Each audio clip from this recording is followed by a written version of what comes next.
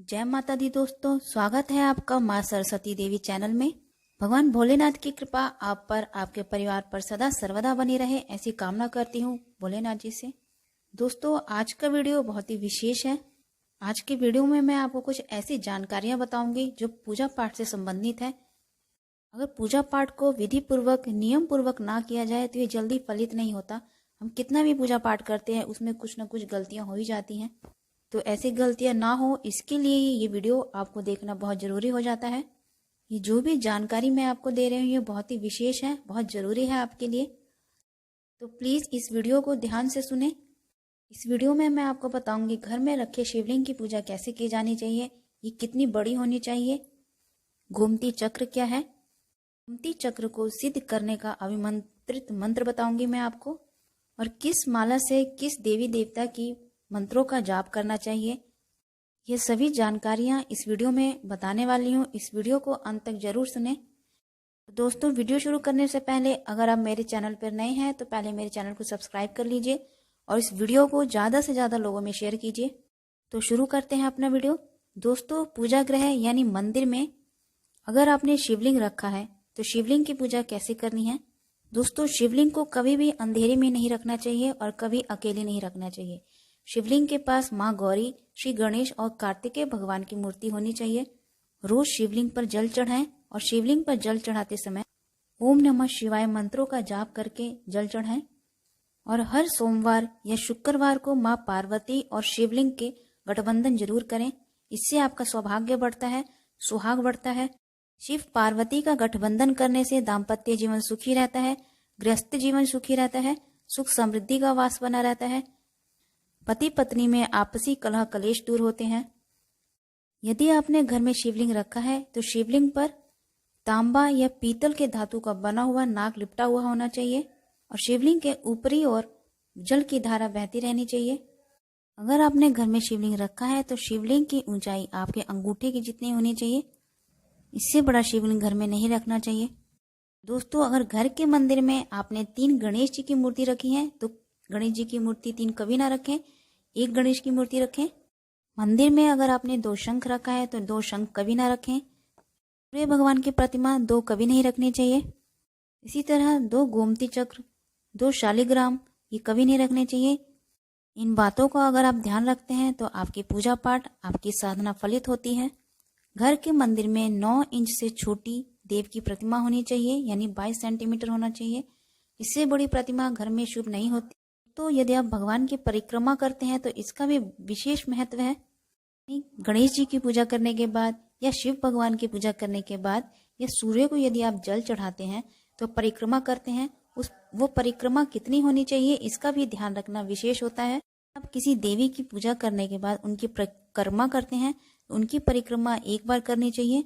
सूर्य की परिक्रमा 7 बार करें, गणेश भगवान जी की परिक्रमा 3 बार करें और विष्णु जी की परिक्रमा 4 बार करें। और शिव भगवान की परिक्रमा आधी करनी चाहिए। और आरती करते समय किन भगवान के सामने कितनी बार आरती घुमानी चाहिए इस बात का भी विशेष महत्व है। करते समय श्री हरि विष्णु के समक्ष 12 बार आरती घुमाएं, सूर्य भगवान के समक्ष 7 बार घुमाएं, माँ दुर्गा के सामने 9 बार घुमाएं, भगवान शंकर जी के सामने 11 बार और गणेश जी के सामने 4 बार आरती घुमानी चाहिए। दोस्तों, अगर आप पूजा करते हैं, पूजा करते समय आसन जरूर बिछाएं, नीचे ना बैठें। आप घर में कोई पेड़ या छोटा सा पौधा लगाना चाहते हैं जिससे घर में सुख शांति बनी रहे, सुख समृद्धि का, धन का वास बना रहे, माँ लक्ष्मी का वास बना रहे, तो इसके लिए आपको किस दिशा में किस वृक्ष को लगाना चाहिए, किस पौधे को लगाना चाहिए, ये भी बहुत ही विशेष है। इस बात का भी ध्यान रखना बहुत जरूरी होता है। घर के उत्तर दिशा में पलाक्ष यानी पाकड़ का वृक्ष लगाने से शुभ होता है। पूर्व दिशा में वट वृक्ष लगाएं, दक्षिण में गुल्लर का पौधा और पश्चिम में पीपल का वृक्ष लगाने से शुभ होता है।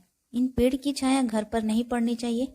जब आप घर से बाहर निकलते हैं तो माथे पर चंदन लगाकर ही कार्य के लिए निकलें। दोस्तों, अगर आप किसी देवी देवता के मंत्रों का जाप करते हैं, उनके मंत्रों का जाप किस माला से करना चाहिए ये जाने बिना किसी भी माला से आप किसी भी देवी देवता की पूजा करते हैं या मंत्रों का जाप करते हैं, वे फलित नहीं होता है, बल्कि इसका उल्टा प्रभाव पड़ता है। तो इसके लिए आपको यह जानना अति आवश्यक हो जाता है किस देवी देवता की मंत्रों का जाप किस माला से करें? दोस्तों पहला है रुद्राक्ष की माला। रुद्राक्ष की माला से श्री गायत्री मंत्रों का जाप कर सकते हैं, श्री दुर्गा के मंत्रों का जाप कर सकते हैं, श्री शिव जी, श्री गणेश जी और श्री कार्तिकेय जी, माँ पार्वती जी के मंत्रों का जाप आप रुद्राक्ष की माला से कर सकते हैं।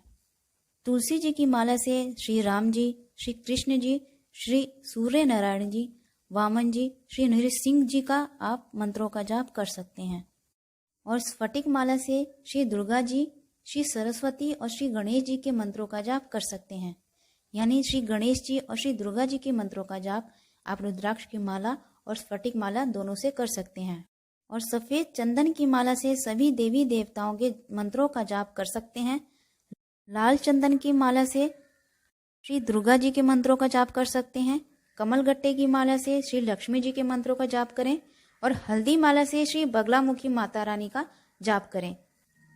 तो पूजा पाठ करने के बाद आप जो भी फूल माला भगवान जी को चढ़ाते हैं, दूसरे दिन उन सभी अवशेषों को गंगा जी में या पवित्र नदियों में नहीं डालना चाहिए।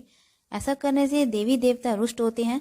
आप उन फूल माला को या उन पत्तों को अपने घर के बगीचे में ही डाल दें, फिर मिट्टी में दबा दें। ऐसा करने से देवी देवता का अपमान नहीं होता है, भगवान खुश रहते हैं, भगवान प्रसन्न रहते हैं। दोस्तों अगर आप चाहते हैं आपके घर में माँ लक्ष्मी का वास सदा बना रहे, धन की कभी कोई कमी ना हो, तो उसके लिए आपको अपने घर की साफ सफाई का ध्यान रखना होता है, स्वच्छता का ध्यान रखना होता है। कहा जाता है जहाँ साफ सफाई रहती है, स्वच्छता बनी रहती है, वहाँ माँ लक्ष्मी का वास बना रहता है, वहाँ से माँ लक्ष्मी कभी भी रुष्ट नहीं होती। दोस्तों अब बात करते हैं गोमती चक्र की। गोमती चक्र क्या है?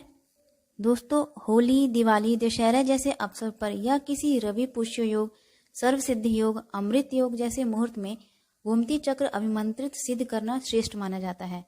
अगर आप गोमती चक्र का फायदा देखना चाहते हैं अपने घर के किसी कार्य के लिए, स्वास्थ्य से संबंधित, धन से संबंधित, व्यापार से संबंधित, इन सभी कार्यों में वृद्धि के लिए गोमती चक्र बहुत ही फायदेमंद होता है। पर गोमती चक्र को कभी भी सिद्ध किए बिना मंदिर में ना रखें। इसके सिद्ध करने के लिए गोमती चक्र को अभिमंत्रित किया जाता है। इसका एक मंत्र होता है जिसके मंत्र के जाप से यह गोमती चक्र सिद्ध हो जाता है। इससे यह बहुत जल्दी फलित होता है और शुभ होता है घर के लिए। गोमती चक्र की सिद्धि का मंत्र है श्री नमः। मंत्र का 21 माला जाप करें, इससे यह गोमती चक्र सिद्ध हो जाता है। यह परिवार में आर्थिक संपन्नता बनाए रखता है। फिर गोमती चक्र को सिद्ध करने के बाद इसे धन के, जहाँ आप धन संचय करते हैं या तिजोरी में एक लाल कपड़े में बांध कर रख दें, इससे आपको कभी भी धन की कमी नहीं होगी।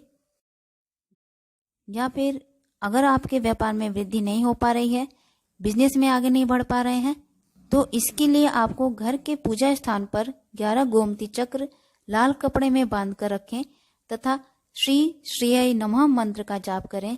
इससे आपके व्यापार में वृद्धि होगी, बिजनेस में वृद्धि होगी, मान सम्मान बढ़ेगा। गोमती चक्र का एक और उपाय है। इस उपाय से आपके घर में धन धान्य की वृद्धि होगी, सुख समृद्धि का वास बना रहेगा। इस उपाय को करना कैसे है आपको? इसके लिए आपको एक सुपारी, एक सिक्का, 11 काली हल्दी और 11 गोमती चक्र लेने हैं और उसे पीले कपड़े में लपेटकर तिजोरी में रख दें जहां आप धन संचय करते हैं। ऐसा करने से 12 महीने आपके घर में धन का प्रवाह बना रहेगा। दोस्तों गोमती चक्र का प्रयोग बच्चों को बुरी नजर से बचाने के लिए भी किया जाता है। गोमती चक्र को चांदी के धातु में मड़वाकर बच्चे के गले में पहनाया जाए तो इससे बच्चों को बुरी नजर नहीं लगती है। दोस्तों गोमती चक्र का प्रयोग घर में नेगेटिविटी को दूर करने के लिए भी किया जाता है। बाहर से किसी भी प्रकार की नकारात्मक ऊर्जा आपके घर में प्रवेश ना करे, इसके लिए आपको करना है 3 गोमती चक्र लेकर मुख्य द्वार पर लटका दें, यानी मेन गेट पर लटका दें। इससे बाहर की नकारात्मक ऊर्जा या बुरी नजर आपके घर पर नहीं लगती है। घर में पॉजिटिविटी बनी रहती है, सुख शांति बनी रहती है। दोस्तों अपने वैवाहिक जीवन को सुखी बनाने के लिए, पति पत्नी के रिश्तों को बचाने के लिए भी गोमती चक्र का प्रयोग किया जाता है। इसके लिए आपको एक गोमती चक्र हलू बलजात कहकर घर की दक्षिण दिशा में फेंक दें। ऐसा करने से कितना भी पुराना झगड़ा हो, पति पत्नी में तनाव, कलह कलेश रहता है, वे सब दूर हो जाते हैं। तो दोस्तों इन उपायों को करने से आपकी सभी समस्याएं दूर होती हैं।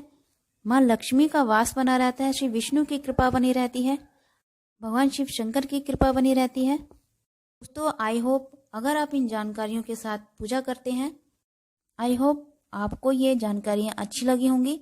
इन नियमों के साथ अगर आप पूजा पाठ करते हैं तो आपका पूजा पाठ फलित होता है, शुभ होता है, जल्दी आपकी समस्याओं का समाधान निकलता है। तो ये जानकारी अच्छी लगी तो प्लीज़ मेरे वीडियो को लाइक करें, ज़्यादा से ज़्यादा लोगों में शेयर करें, सब्सक्राइब में करें मेरे चैनल को, बेल आइकन को ज़रूर दबाएं ताकि आने वाली हर पहली वीडियो आपको मिलती रहे।